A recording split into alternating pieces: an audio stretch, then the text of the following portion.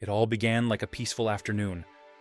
But exactly at 5:23 p.m. on June 5th, 2025, that calm was shattered by three chilling words crackling through the headset of an Israeli F-16I pilot. Time to go. In the world of aerial combat, that wasn't just a command to launch. It was the opening signal for one of the boldest, most precise, and shocking operations of the year.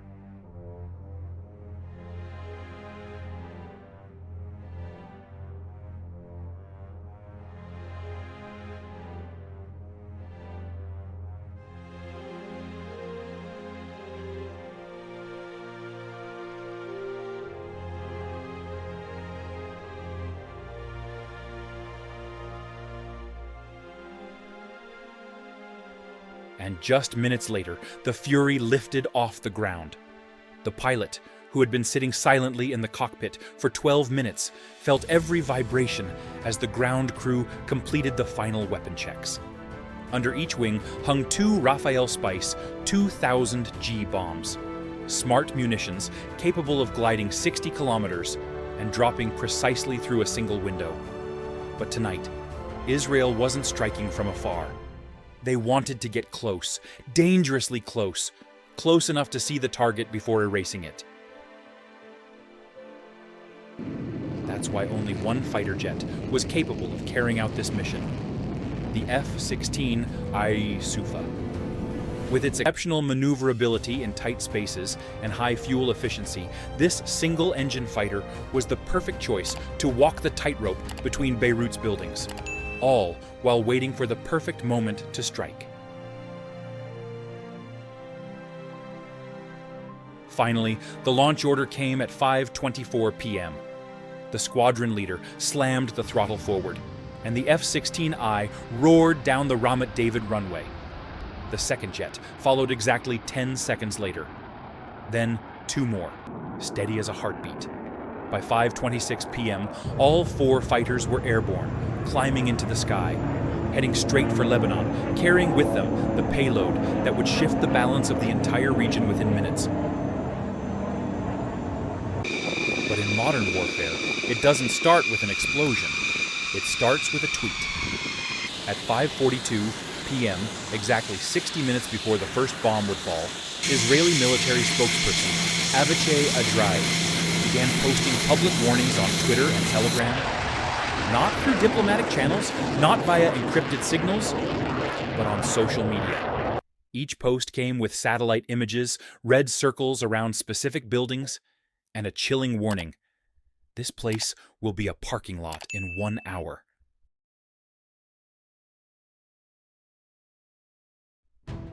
Behind what seemed like a humanitarian gesture was a cold, calculated tactical move. Under international law, warring parties should, when possible, warn civilians before launching attacks. Israel didn't just comply. They archived every warning as legal evidence for any future tribunal. But in reality, these 60 minutes of grace became an invaluable intelligence tool. Every stream of evacuees, every vehicle leaving the neighborhood became a flow of living information. Israeli surveillance planes and UAVs immediately monitored the ground's reaction, which buildings emptied quickly, which remained silent, where there were signs of hurried movement, and where suspicious stillness lingered. Every action helped confirm or challenge prior intelligence assessments. At 28,000 feet, the four F-16I jets circled silently, waiting. Ghosts in the sky. The pilot said nothing, listening only to tactical signals and watching real-time data streamed from drone cameras. Below, Beirut resembled a living chessboard, low altitude, where every move was being tracked in real time. 1 tense hour, stretched like a drawn bowstring, served both as a window for civilians to escape and as the moment the enemy revealed its fatal vulnerabilities. Amid the chaos, fear crept through the streets like an invisible smoke. Civilians didn't know exactly where death would come from, but they knew it was coming. And above them, cold, unblinking eyes continued to watch, waiting for the exact moment when the 60 minutes were up, to unleash a level of destruction unlike anything seen before. No one could have guessed that the weapon hanging beneath the wings of those F-16I jets, appearing from afar like nothing more than a chunk of lifeless metal, was the result of 3 technological revolutions packed into a 2,000-pound shell. This wasn't an ordinary bomb. It was the Raphael Spice 2000, a $200,000 smart bomb, as expensive as a Mercedes G-Wagon, but with power that defies imagination. At first glance, it seems like just another GPS-guided bomb, a standard feature in today's modern arsenal. But what stuns military experts is this: GPS is only the outer shell. Inside, the Spice 2000 houses 2 additional systems working in parallel and independently: an inertial navigation system using a laser gyroscope spinning 400 times per second, and 3 accelerometers measuring movement in 3D space. It's so precise that even if every GPS satellite vanished, the bomb would still hit within 30 meters of its target. But the true pinnacle lies in its electro-optical, EO, image matching system, turning the bomb into a robot with a near photographic memory. Before launch, the Spice 2000 is loaded with high-resolution satellite images of the target area. Every street corner, every rooftop, every window. As it falls, it activates a camera, capturing 60 frames per second, constantly comparing the live feed with its preloaded visual map. No radar, no control signals, just an electronic eye that sees and recognizes its target. It's almost hard to believe that even when jammed, spoofed, or misled by electronic countermeasures, the Spice 2000 silently locks onto its target and flies in like a thinking nightmare. A weapon that doesn't just fly. It remembers, it sees, and it chooses death for the enemy. And then, as the F-16I jets approached Lebanese airspace, something strange began to happen. On the radar screens of Lebanon's air defense units, the Israeli jets didn't appear as they normally would. One F-16 seemed to be flying at 15,000 feet heading north. But at the same time, that same jet showed up at 25,000 feet heading east, and another trace was diving from 5,000 feet. 3 targets, yet only one was real. So what was actually going on? The answer lies in a technology so advanced that even many NATO countries don't yet possess it: Sky Shield, an active electronic warfare system developed by Israel specifically for its advanced fighter jets. When activated, Sky Shield doesn't just jam signals, it lies with mathematical precision. Using DRFM, digital radio frequency memory, technology, it records enemy radar signals, tweaks their frequency, delay, and pulse width, then plays them back flawlessly. The result? Enemy radars see illusions. Even more astonishing was how the jets coordinated like an electronic symphony. The lead F-16I acted as a lighthouse, broadcasting strong jamming signals across the entire threat frequency spectrum. The other 3 operated in firefly mode, releasing flickering bursts of interference in unpredictable patterns. For Lebanese radar operators, the sky suddenly became a maze of illusions, where the enemy could be anywhere, or nowhere at all. This fusion of human skill and cutting-edge technology didn't just confuse the enemy, it stunned military experts around the world. It wasn't just about hiding.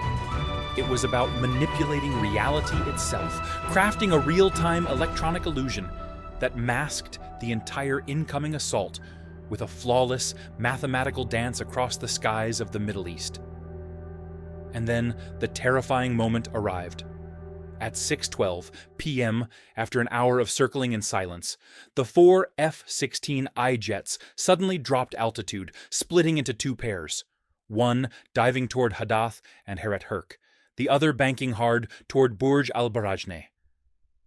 Beneath a thin veil of clouds, Beirut held its breath, unaware it was about to become the target of a cold, merciless form of justice. Pilots simultaneously flipped their weapon switches, and infrared cameras pierced through haze and gray smoke, scanning every street corner, every building pre-marked for destruction. Through thermal vision, everything glowed, including the underground rooms where Hezbollah believed they could hide in silence. And then, punishment was unleashed. At 6:18 p.m., the lead pilot pressed the release button for the first bomb. The Spice 2000 detached from the wing, instantly deploying its fins and gliding like a living creature. Before he could even follow its trajectory, he banked hard toward the second target, because time was the enemy. Within seconds, 3 more bombs dropped, each soaring toward its own target like an irreversible death sentence. The fury of technology was unstoppable. Cameras mounted on the bombs captured the chaos in thermal view. People running, traffic frozen, and buildings still lit amid the evacuation. Even when GPS was spoofed, the internal navigation system guided the bombs to their targets with chilling precision. These bombs didn't just destroy, they executed.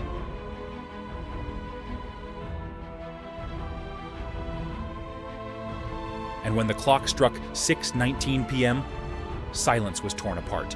1 building vanished, then 2, then 3, then 4.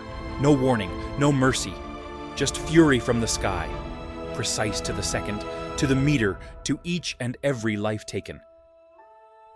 And just seconds after the first bomb hit, the real nightmare began. The first building, a 5-story concrete block, was pierced from roof to basement. No thunderous explosion outside, just a deep, muffled shockwave. Then the entire structure collapsed like dry sand. The pressure from the detonation in the confined space compressed tightly, then exploded upward, launching concrete floors like a champagne cork blown off its bottle. Moments later, the second bomb slammed into another structure. Just seconds after the first detonation, the next building erupted from the inside out. Flames swept through clouds of concrete dust, wrapped in thick, ink-black smoke, rising like a giant toxic mushroom. The following explosions didn't arrive separately. They struck like a deadly symphony. Each Spice 2000 hit its mark, each blast amplifying the next in a chain of lethal resonance. And then all of southern Beirut shook as if struck by a giant's fist. Intersections vanished, power poles were ripped from the ground, rooftops collapsed like cardboard. What once served as logistics hubs, drone workshops, or secret communication stations was now nothing but smoke, fire, and the panicked screams of civilians fleeing the wreckage. The ground burned, the fighter jets didn't stay to admire the destruction. They dove to low altitude, hugging the sea surface, activating maximum jamming systems. Behind them, Lebanon's air defense systems frantically scanned the skies. But all they caught were phantoms. The real targets had vanished like ghosts.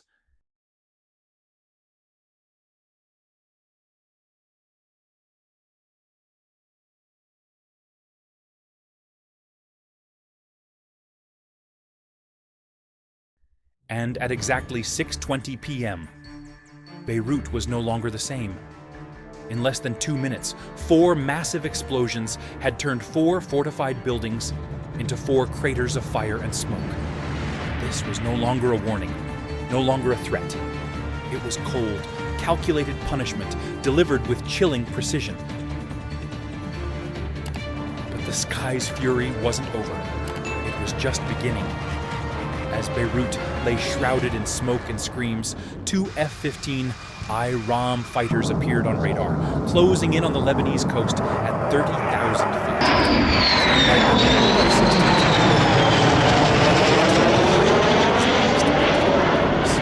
to obliterate targets buried deep underground, places where ordinary bombs dare not reach. At exactly 6:42 p.m., Phase 2 began, and this time the target was believed to be a command bunker or a secret Hezbollah manufacturing facility hidden beneath a hill near Ein Khan. For the past 6 months, Israeli satellites had quietly tracked every mysterious truck, every buried power line, every ventilation shaft emerging from the empty fields. To Tel Aviv, those signs were an unforgivable provocation. 2 GBU-28 bombs, each weighing 5,000 pounds, hung beneath the wings like 2 furious pillars of justice. This kind of bomb doesn't just fall, it dives like a meteor. From an altitude of 35,000 feet, the GBU-28 reaches near supersonic speed, converting all that height into kinetic energy for maximum penetration. Its solid steel warhead is engineered to rip through 6 meters of concrete or 30 meters of earth.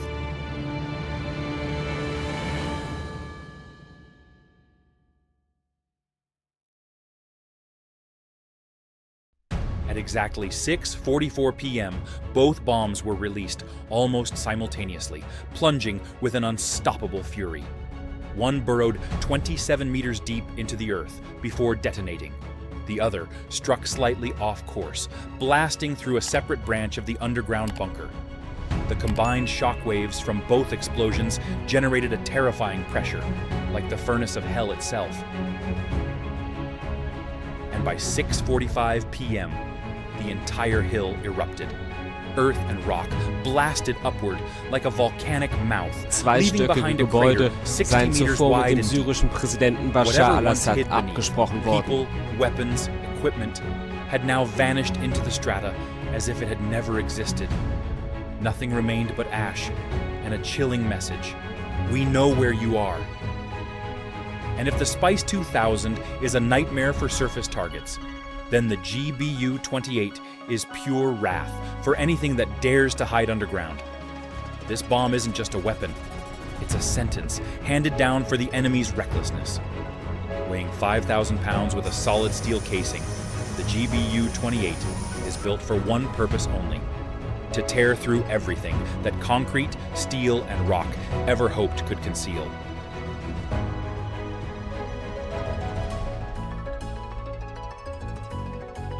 From 35,000 feet up, the GBU-28 doesn't fall.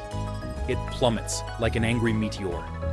Near supersonic speed, combined with an ultra-hardened penetrator, gives it an unstoppable piercing force. It doesn't knock, doesn't warn, doesn't miss. It slices through layers of earth and stone like a hot knife through butter. And when it hits the concrete roof of the bunker, even a 2-meter reinforced slab becomes meaningless. But the punishment doesn't stop there. It's calculated with cold precision. A 0.5-second delay fuse is programmed, so the bomb detonates only after burrowing deep into the heart of its target. Not on impact, but from within. Inside the data center, the ammo depot, or the command shelter. This isn't just destruction, it's erasure.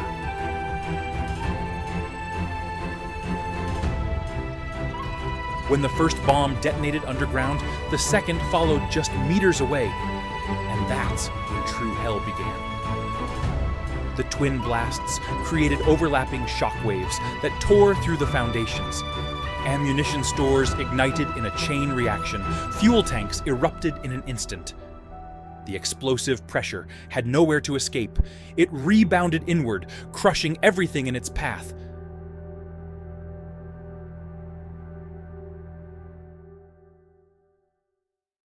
And so, at 6:45 p.m., the earth shook as if it had just screamed.